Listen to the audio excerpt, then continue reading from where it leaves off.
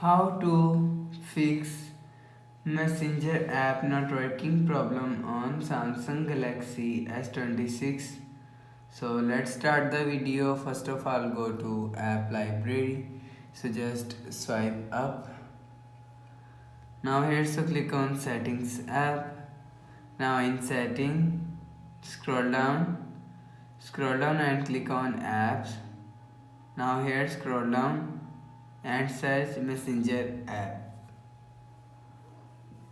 You will see. So search Messenger app. You will see Messenger app is here. So click on Messenger app. Scroll down and click on storage.